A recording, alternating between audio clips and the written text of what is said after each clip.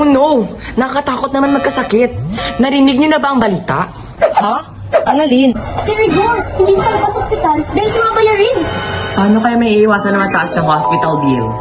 Nag-4M ka na ba?